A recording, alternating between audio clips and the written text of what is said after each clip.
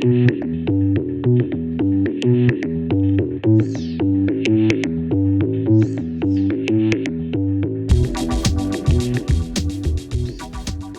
it going, everybody? Welcome to another episode of Lost Like Mike. I am your host, Mike Gonzalez, here for another episode. It's been a week, man. I got my cup in. I got my silly face on there. I don't know why I would do that, but it has a cool thing. Lost Like Mike podcast with Mike Gonzalez, and on the back it says, "Find yourself lost like Mike." If you're just listening in, that's what it's pretty much the design of it. But very excited about that. Brought to you by Sublimations. If you're interested, I'll have it in the a link probably in below the title. If not, just message me and I'll give you the contact information. But special thanks to that. Came out cool design. I'll tell you how my week started, just as an indication of how the week was gonna go. This is like a freak occurrence. It's happened to me before, sad to say, and I don't know if it's happened to anybody else. Hopefully somebody can clue me in on this. But I put my toothpaste early in the week. This must have been like on Monday. I put toothpaste on my toothbrush, okay? And I was already having like a hectic morning trying to get out because school started in the neighborhoods and it changes the whole dynamic of morning traffic. It's a whole thing, man. But anyway, so I was rushing and trying to figure things out, and here I go, I put toothpaste on my toothbrush. And then I think Julie said something to me, and so I hadn't turned the water to you like to wet the toothbrush a little bit when it has the toothpaste on it. For whatever reason, I was distracted and I threw the water all the way up, and somehow it kicked up and shot toothpaste into the corner hole of my eye. Just inside the corner hole. I don't know what to call that. We'll call it the tear duct, right? The little, like the corner of your eye, okay? And I didn't know it was toothpaste, right? I just thought it was like water shot into my eye or whatever. But it took a second, and then all of a sudden it was like, like the pain just shot, boom, like an explosion in my eyeball. I thought I was like gonna lose an eyeball. It was that bad. Like, just I was splashing water in my face trying to kick the toothpaste out of my eyeball, and it was like pain. And I'm telling you, it's like the most benign thing in the world, toothpaste, but it ruined my whole morning, man. It looked like I had pink eye for the first couple hours of the day. It was bloodshot eyeball on one side. That reminds me, I remember one time I had what do they call it? Conjunctivitis, or like, what does that word even mean? What did you just say? I don't know what word just fell out of my mouth, but one time I had like a very severe like eye infection. It was like disgusting. Like it had just like pus and weird stuff, and it was sealed shut with some dry stuff kicking in there, and so bad that I had an eye patch. Okay? I mean, nothing cool about it. Like, I mean, you want to say it's like no pirate vibes, or like wherever that guy Samuel L. Jackson plays. That's not coming to me. Anyway, whatever. So I was at work and I'm wearing this eye patch, and at the time I was in this customer service centric job, and I would speak to people throughout the day. They would come up to me and I would talk to them, and then whatever. And I started talking to this woman about different things about the products that I had for sale. And we got to talking about my eye patch for some reason. I don't know how. But I didn't catch the social cues that she was just being polite and like, tolerating what I was saying. I was interpreting it as she was very interested in my eyeball situation. So I was like, yeah, man. And then it's got like this crusty stuff, man. And then you got this other thing going on, and it's like pus and whatever. You want to see it? Like, I don't know what possessed me. I became like a junior school person, and before she could say God no, I pulled up the patch, and it was like, my eyeball was popping out with all this grossness, and she said, please put that away. And I said, okay, sorry. And I remember being super embarrassed because I thought we were on the same train, you know what I mean? Going to, let's take a look at what's behind door number 1. And she had no interest at all in the funk that was underneath my eye patch. I don't know why I shared that, but there it is. So toothpaste in the eye is a super bad thing. Happens, maybe more often than I would like to admit. Maybe, because it wasn't the first time that burning sensation has happened, but there it was. I sold a big chunk of the stuff that I had talked about in previous episodes. The problem is that when you're dealing with collectibles, this goes for comic books, trading cards, Funko Pops.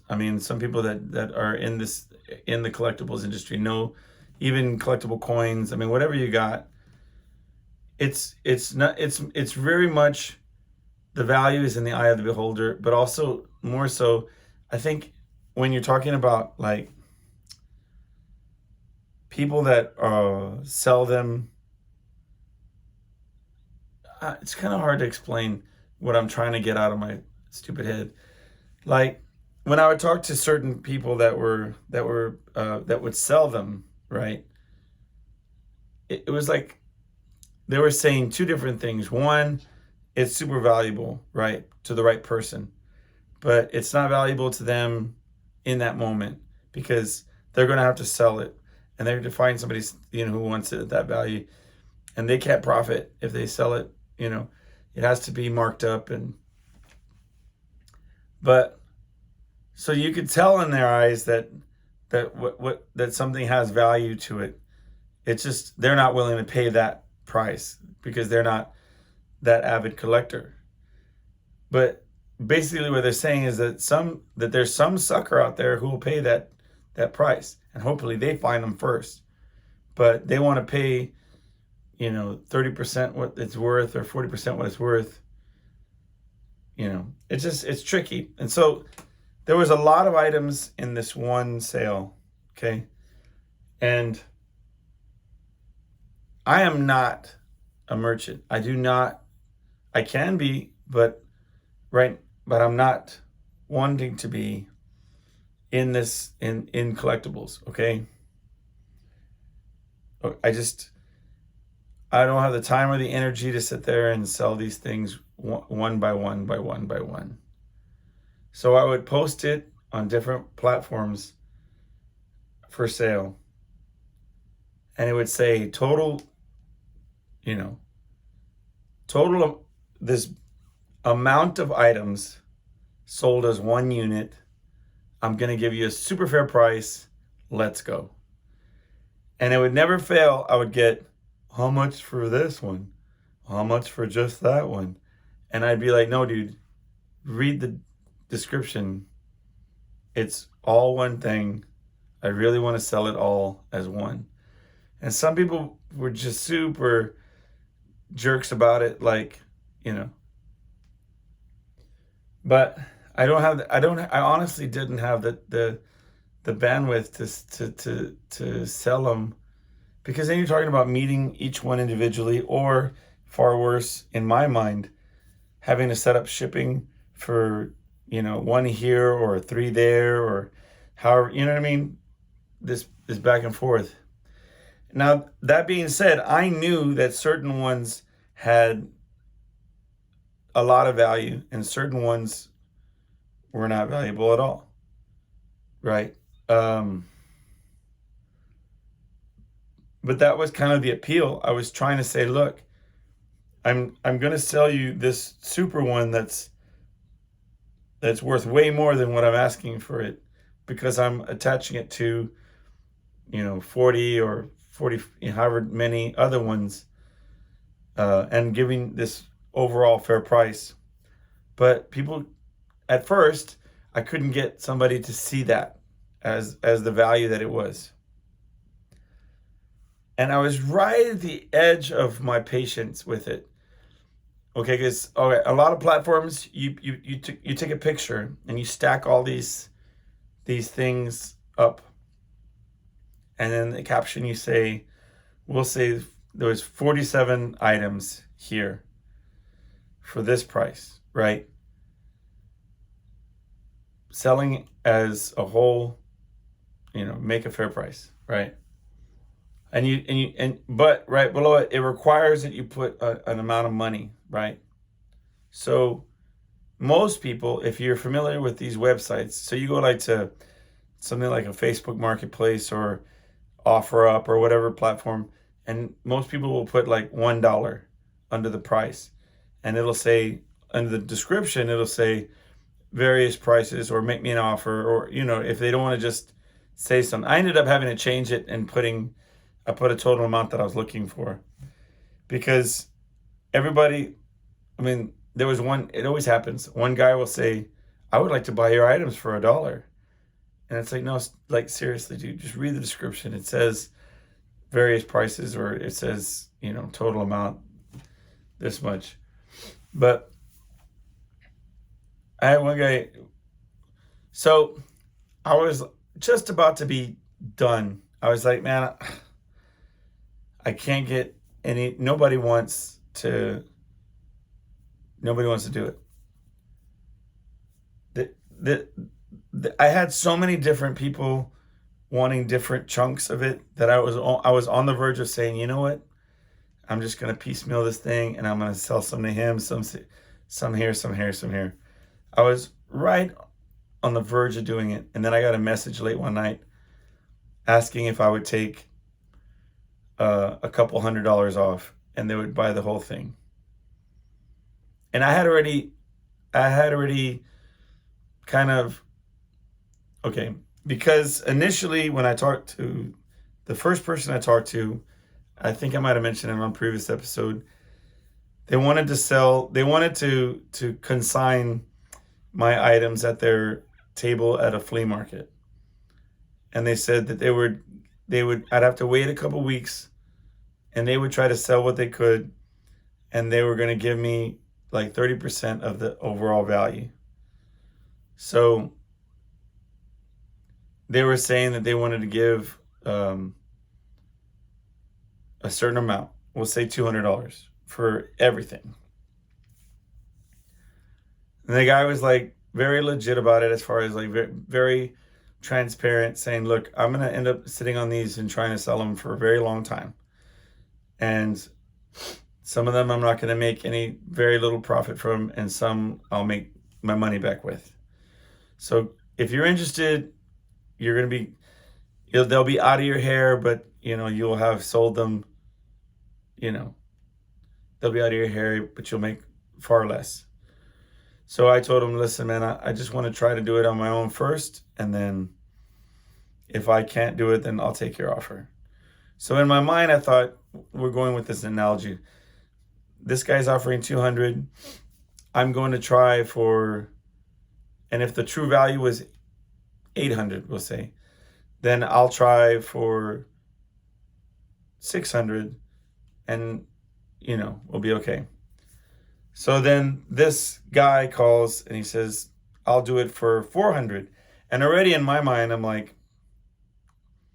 that's double what the first guy was going to tell me. So So then I wrote him back and said, can we meet in the middle and do, 500, we'll say.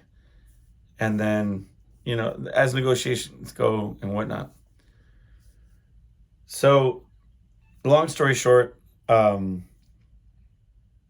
we found a compromise, and I was able to sell everything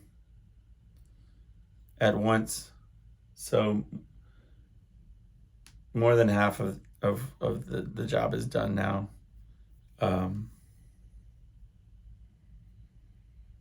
And of course, as always, I met the guy in a parking lot. There's no safe way to do these things, ladies and gentlemen. Like, the safest part of it was that the guy was going to pay with like Cash App. So there's no like opportunity for like cash to be exposed or things like that. And the thing of it is, and it's been a theme for me right now, is the guy didn't screw me and I didn't screw him. Meaning, like, I could have been like, give me that extra amount of money, knowing full well that he was going to sell them and it would just cut right into his profits. But the guy was pretty fair about it, and he met me halfway, right? Plus, he met me really close to where I worked, didn't make me work too hard, made sure that it was in a public place like I wanted. And while we're doing the transaction, somebody drives up and says, wow, whatever he's willing to pay, I'll pay double, which is funny. I said, no, man, but I'll give you his card because they're going to resell him anyway. If you want to pay him double, I don't really care. So I'm done. I'm going to hold, if you're watching, I'm not going to hold my face towards everybody because I think that's just weird. I'm talking about my cup, y'all. Which right before I started this episode, I saw that there was some titling issues on my previous episode. I'm going to have to go back and figure that out. I don't know what I did wrong. Yeah, so that's a big deal for me. Now I'm working on comic books. There's over 300, close to 350 comic books that I'm going to be selling, graphic novels and comics or whatever. Not that anybody's interested necessarily, but if you are, you can message me on the comments and I'll let you know which ones.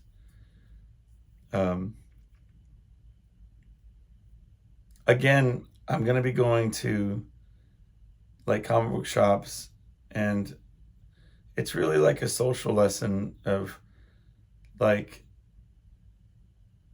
dealing with people. Some people are very much hustlers. Some people are fair. Today we went to the market. They had this like arts and crafts market here in my small town. And basically it's like the Civic Center. You go in, they have all these booths.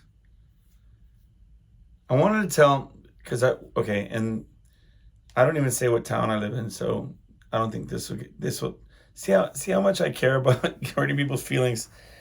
Anyway, we walked into the Civic Center, and bless her heart, there was this girl, and she had paintings that she had painted herself, and she had painted like some different containers with paint. And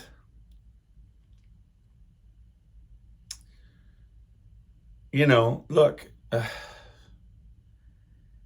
I'm trying to learn how to paint. I get it. But when you put your stuff out there to sell, I'm not talking a little girl. I'm talking about like, she's probably like 20 something. And it was very, just very plain, very amateur-y. Like, my daughter does some really cool things with paints, and that's not just being a parent and just being biased, whatever. I mean, she really does some creative stuff. And okay, it's like as if I sold this cardinal, but not even like I even like that cardinal. I put that up. If you're just listening, I have a painting of a cardinal behind my head that I did with my daughter, and it's not pro or anything, but I like it. To me, it's beautiful, whatever. But even then, I mean, we're just learning how to paint, right? It's not like I wouldn't. It's just weird to me to see people put this kind of stuff. Um, anyway, she had a table, and she had like 3 or 4 paintings.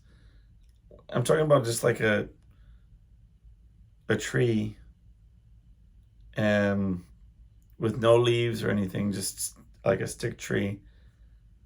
Um, Not even like Bob. What's that guy's name? The one with the afro and paints and stuff. Not even like that kind of painting. Just like one stripe, 2 stripes, and then a tree branch, and it's like, okay. But I watched as like person after person after person would walk in, and she would greet everybody and be very welcoming, and people would look and then just keep walking. It was very sad to me. I felt bad for this person. But at the same time, I was like, kudos, man. Like, to believe in yourself and put yourself out there and to try to sell your items. And then I was like, look at the $25 you want. Okay, no, I'm not paying $25 for your tree branch. I don't care how like ambitious you are. Like, put some leaves on that tree, for God's sakes. But then again, we're going right back to the value is, in who puts the value on that. Because I remember one time me and Vince were playing this show, and it was like a taco place. I mean, it's just like a regular joint. It wasn't even like a bar and grill. It was like a taco house, and they just had a stage. And there was this artist doing an exhibition there, and he had prints of his art. So he had like 8x10s and like, I don't know, poster size and different size of this theme that he had, right? And the prints were of his actual artwork, but that's, I guess that's how they do it in the art world. You make these art pieces, and then you make these prints that you sell in mass quantity. I don't know how that works, but that's how this did it. And his representative came up to me and Vince, and we're like, thank y'all so much for performing today. Y'all are fantastic. The artist would like to give you each a print. And there were of these different celebrities. He would paint these celebrities with like these different things going on. Like, I don't want to give too much away because I don't want to say who this artist was. But, and we're like, oh, that's dope. That's cool, man. Right on. And Vince picked one and I picked one. And somehow, inadvertently, I had picked up a larger print.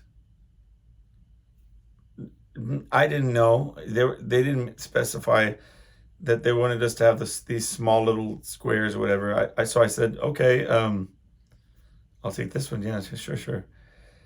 And then the reaction of this representative was so rude. Like, in my mind, they're like, no, I'm sorry, you can't. No, that's this is how much this is worth, blah, blah.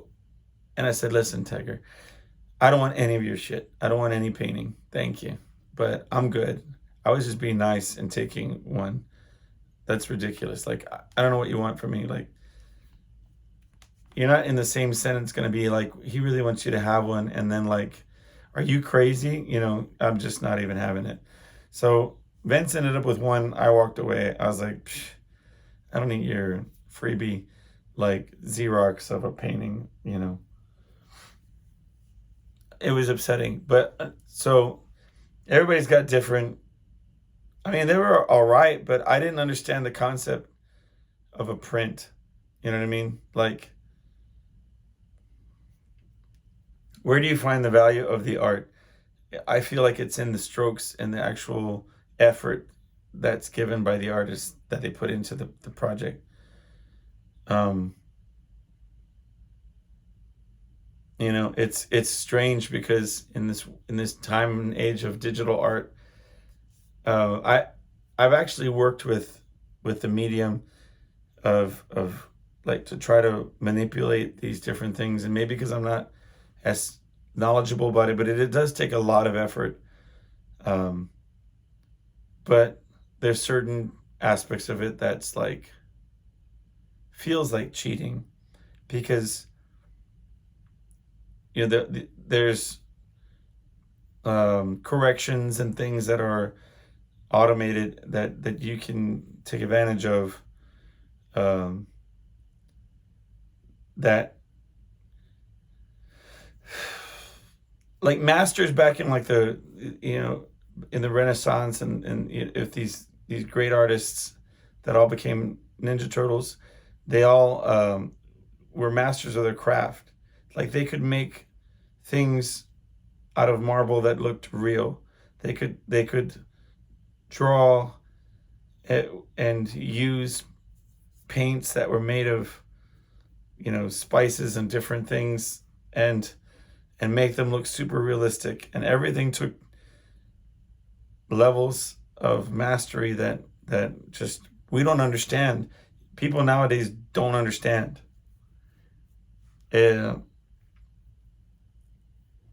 it's hard to wrap your mind around something unless somebody hands you a chisel and a block of marble and says, okay, this was made out of this, you try, and then like see the person fail because you know but I think that's where the disconnect comes because especially like in this age of like AI, like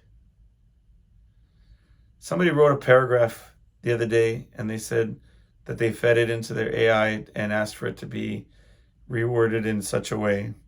And then I began to read that paragraph and I was like, cheese and crackers, man. Like,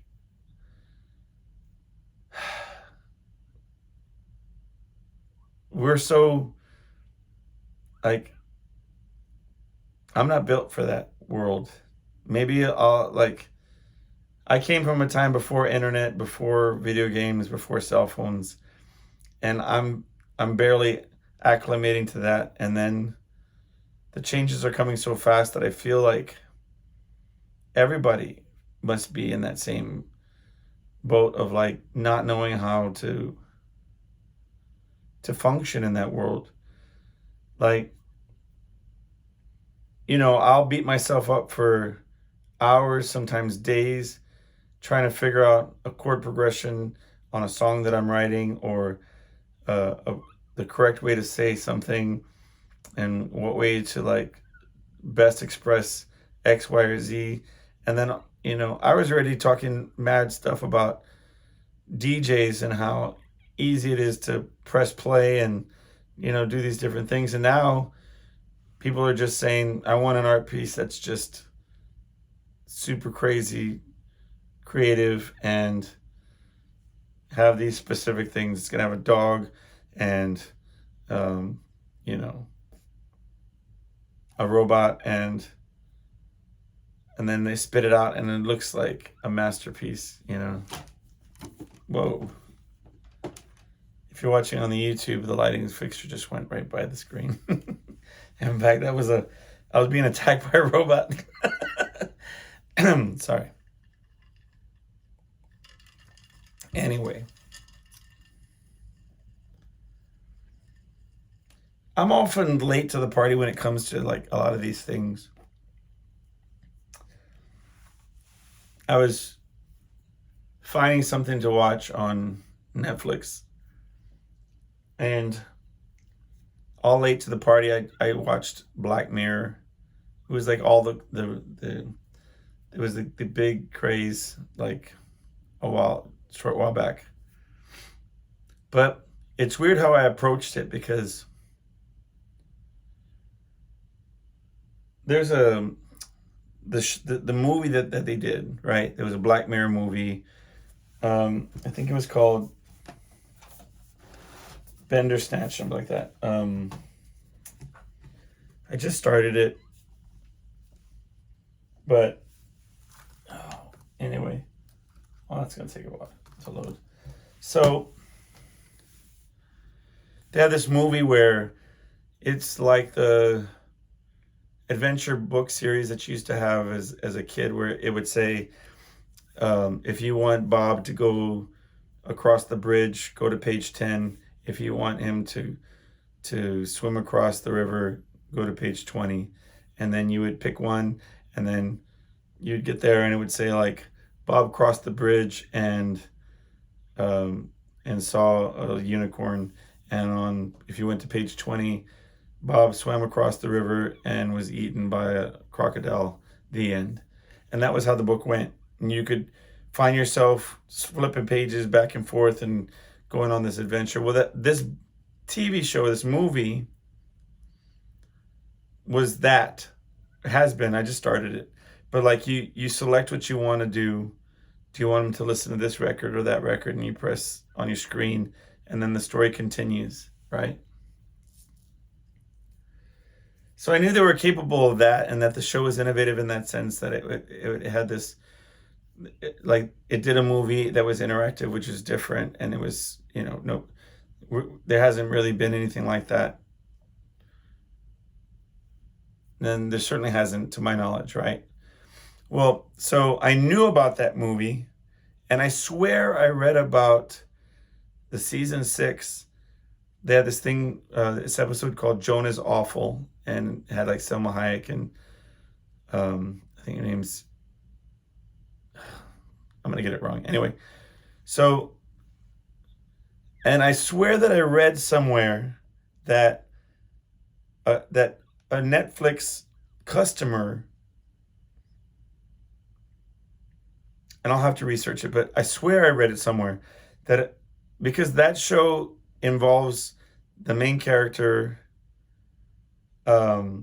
sitting down after kind of having a day, and then puts on their streaming service, which is called Streamberry, and seeing a very distinct hairstyle which she has on this Selma Hayek character on the screen, with the title Joan is Awful, which is her name, Joan. And as she watches the show, it's a reenactment of everything that she did that day. Okay? And then chaos ensues.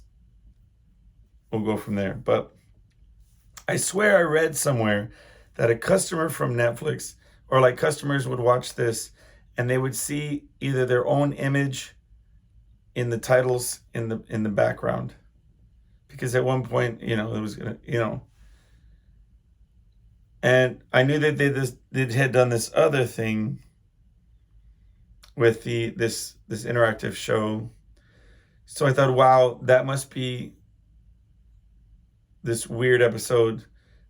As stupid as it sounds, and I as I'm saying the words out loud, I'm sure it's going to make me feel even dumber.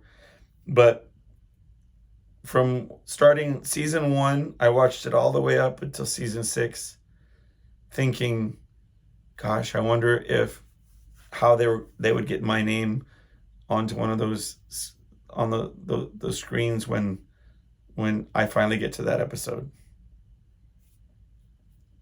Yeah, see how dumb it makes me feel? I really honestly thought that this was coming.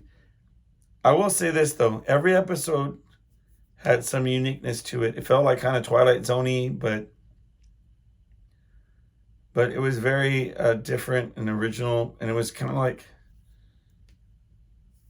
I tell you what, in the time that I binged watching, I'm on the movie right now, and I finished watching all the episodes. But I mean, I've had the most wicked, weird dreams since beginning watching this show.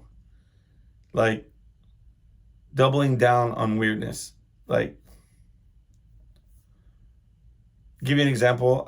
This last night, I had a dream that I saw my old cat, and I used to have this cat. It was orange, and I was picking it up, and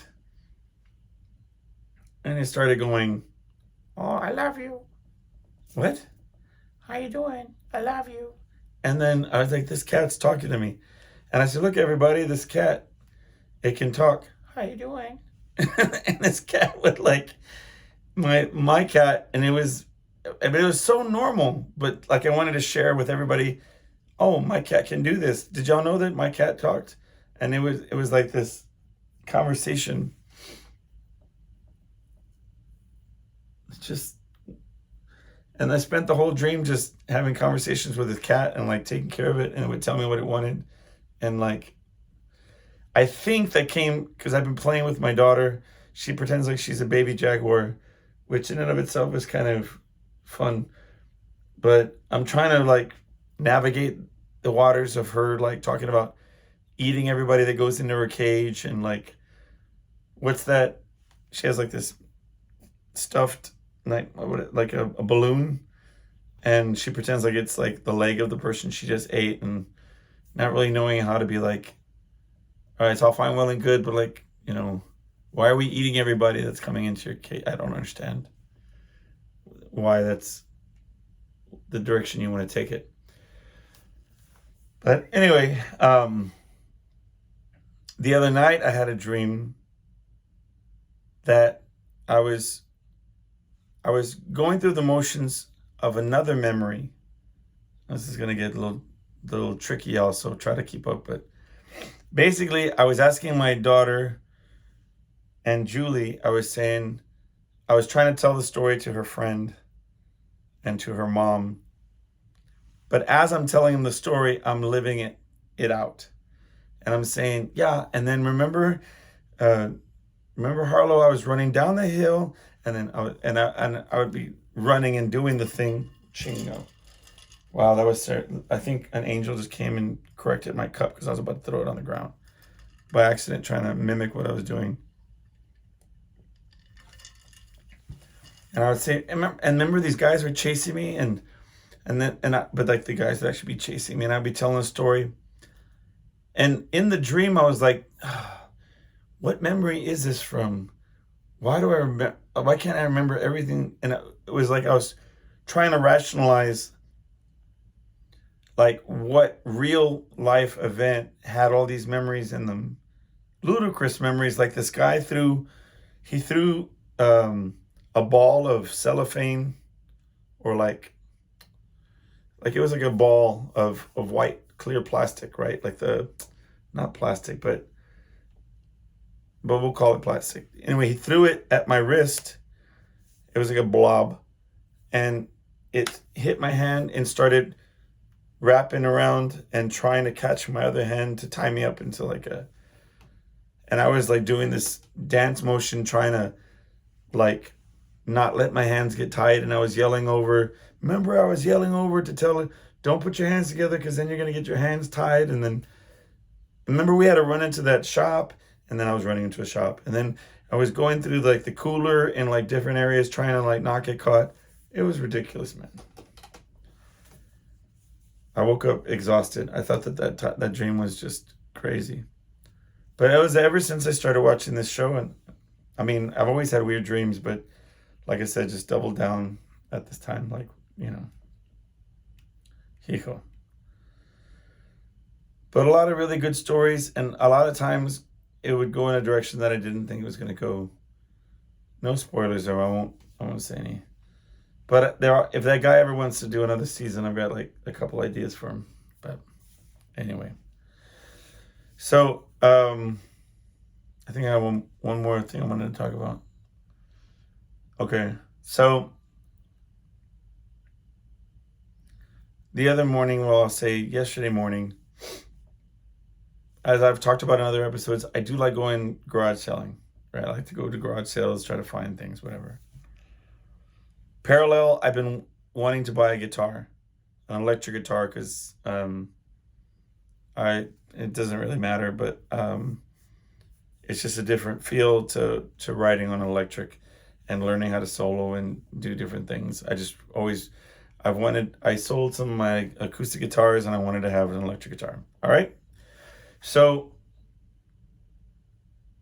ever since I woke up in the morning, like Julie came up and said, look, like, I know you mentioned you wanted to go garage selling, but we're going to go to Walmart and buy some things. Did you want to come with us? And I was like, no, I'm going to go ahead and stick to what I said I was going to do. So I cool. No problem. And I pull up this app and I was trying to find any garage sales in the area. I knew there was one down our main street, but I was just going to look around, see if there's like a cluster of them or like a community garage sale or neighborhood garage sale, stuff like that. Nothing. Maybe like one or two. And they were like into San Antonio, like into town. So I said, now, I don't know. So I said, I'm going to start off with the one and we'll see what's up.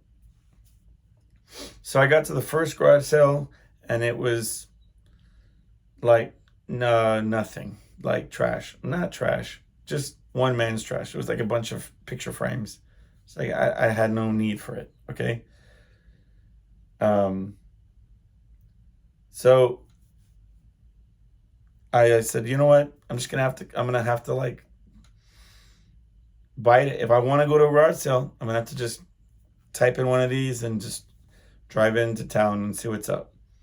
So I pulled up one and I started driving into town. I had this real weird moment when I was on these back streets. I'd never been in this area.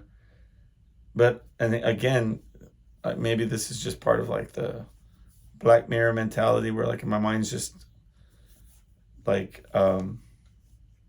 scrambled eggs. But like at one point I remembered something by looking at it, and it took me to a dream that I had where there was like, I was having a conversation with somebody and we decided to walk on a hill, and I was looking one way and I was looking at this playground that was kind of like sunken into the, like, it was kind of like you went down into it. And I said, this reminds me of this dream, blah, blah, blah. It's all happening like in real time. And I'm thinking, and across was a hill that we went and talked to. And I'm turning to look to the left, and sure as hell, there was a hill. And I was just like, all right, I'm not doing this anymore. I'm just going to keep focusing on the drive. Like, it was like a deja vu, but of like in a weird, like surreal way, because the memory wasn't even in reality. It was supposed to be like in a dream, because it was a dream that I had of having a conversation and then going up on a hill and sitting down. And then I look and there's, what seemed like in my mind to be the image, but I'm like, whatever, I'm just not going to watch that show anymore. No, I'm just kidding. But I just felt like I was just losing my marbles. All right. So anyway, and I drive, and we're going to call it 15 minutes out of my way to get to this garage sale. Okay. I drive the 15 minutes. It puts me in a mobile home park. And I noticed that it says a unit. There's no garage sale. So waste of time. But as I was driving on that path, I passed a main street. So I said, well, I'm going to check that main street for a pawn shop, because I also want to look for a guitar, right? So I turn around, I see another sign for a garage sale. I pull into that neighborhood. Nothing. There was like some baby clothes, stuff like that. So I was like, okay. So I called Julie and I said, you know what? I'm kind of done with the whole garage sale. It's not working out for me today. And she's like, where are you at? And I told her, and like, it's just out of character for me to drive out of my way like that. Okay.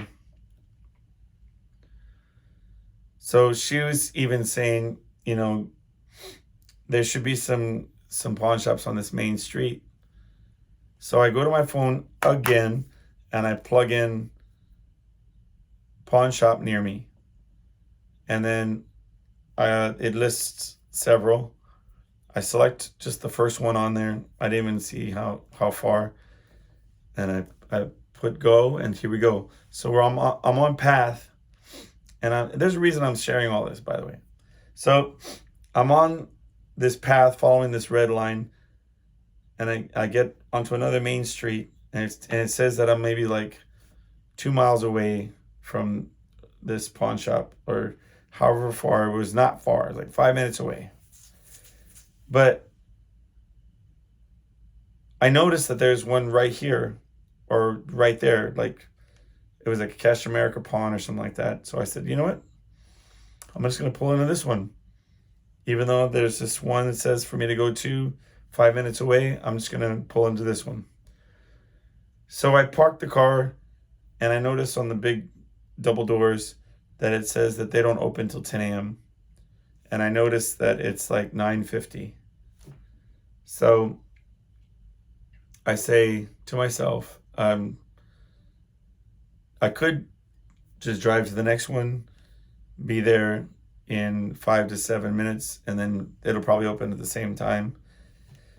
And then I said, now, you know what? I'm just going to sit here and I'm going to watch my TV show. Like, I'll put my phone on and watch, and the more of the Black Mirror movie or whatever. Which, as I was watching a kind of one of the scarier episodes of season 6, if you're familiar with the show, it was Demon 79 or something like that. It was a kind of a trippy one. So I was already in a weird headspace. Anyway, 9:50, I'm sitting there going, we're going to make, I was about to say applesauce out of like bad apples, but that doesn't make any sense. Anyway, I was like gonna just kick it for 10 minutes and then go in, check out the guitars. I felt like it had to do with some sort of, like, I'm where I'm supposed to be. I remember even thinking that I would not want to drive away if I don't give this place a chance that I found myself at, okay? As I'm saying this, okay, I see a guy get off his car and come in front of me towards the doors, and I'm thinking, yo, two things. One, it's not open yet, pal. And number two, he's carrying a guitar, okay? So the guy, sure enough, goes to the doors, ching, ching, ching, pulls on them, and then turns to me and kind of sign language, like, is it closed? Like he's putting his hand, like doing a quit kind of motion back and forth, moving his hand under like his neck, saying, are they closed? And I wanted to kind of segue into asking about the guitar anyway. So I open the car and I get off and I say, no, man, they open in 5 minutes. It says 10 o'clock. Oh, okay, cool. And then I say, yo, like, are you trying to sell that or pawn it, or what are you trying to do? And he's like, I don't really know, man. And so you want to check it out? And I said, sure. I can do nothing else. So, you would think, right, that he's going to hand it to me and then like just a glow is going to happen. I'm going to be like, magically, it's this guitar. But he hands it to me and I'm like, it's kind of a beginner guitar. It's got some kind of messed up looking thing at the top, and not a bad brand, but a shorter neck because it's made for like first, like when you're just learning. And he's like, man, I'm just asking $50 for that right there. And I'm like, oh, it's cool, man. All right. And I guess he could see, that I'm not blown away. But he's like, and if that's not your thing, I got another one in my car. And then I think, okay, great. Like, I mean, I tell my child not to go take candy from strangers or go to their vehicles, right? And here I am, okay, let's go to your car so you can show me what you got in the back seat. Oh, chloroform? Let's go. But you wouldn't believe it. He takes me to his car, opens the back seat, and it's like the guitar I'm looking for. The same color, the brand. I mean, and I said, you want 50 for that? And he's like, well, I was looking for, and he rattled off like the prices. And I was like, well, let me look what I have in my wallet. And let's just say I got a wicked good deal for that guitar. I bought it like right then and there. And then I got back in my car and I was like, thanks God. And then I'm like driving a little further and I was like, we definitely live in a simulation. But I just was playing. Don't take that seriously, God. But that was a Black Mirror joke. But I don't think we live in a simulation, because I remember having that conversation in my philosophy class. I mean, not to say that we would have control in that scenario anyway, but one would think that there would be some influence into that sort of thing. Like, if you were aware of the simulation, or said, I mean, yeah, I wish for that guitar and I got that guitar. Well, it must be like some sort of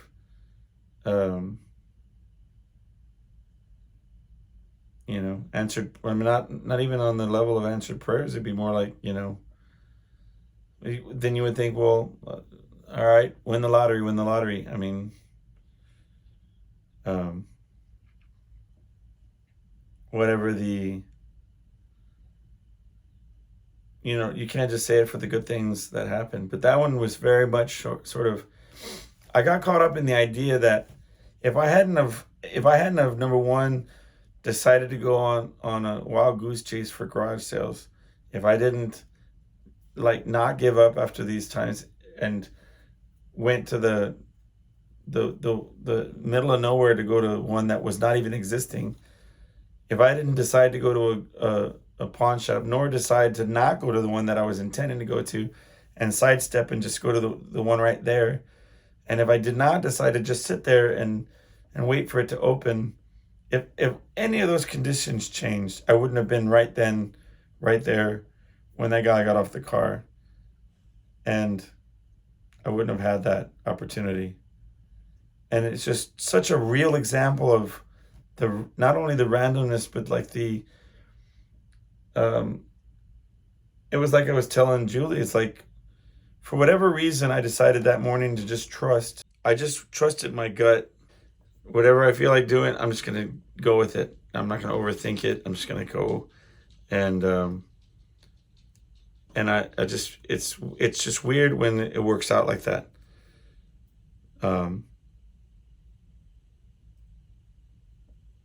Sometimes I used to do that with lottery tickets, where